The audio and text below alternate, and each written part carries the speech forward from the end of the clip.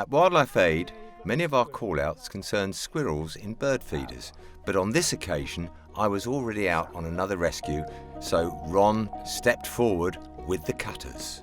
Cover him right up and then wrap his face in the towel and then he won't get to you. That's it. All right? It's quite an easy manoeuvre, but squirrels still get very angry and you have to be very careful.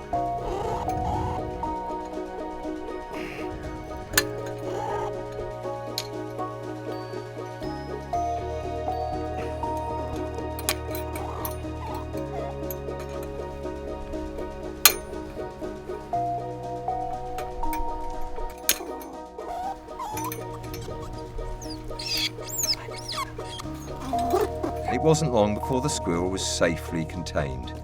Sadly, we can't say the same for the bird feeder.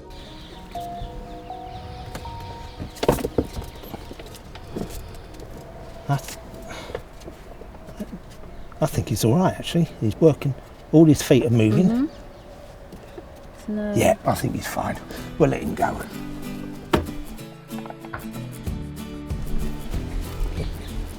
So it was a quick cut free and we're released and off he's gone. So it's lovely. On to the next one.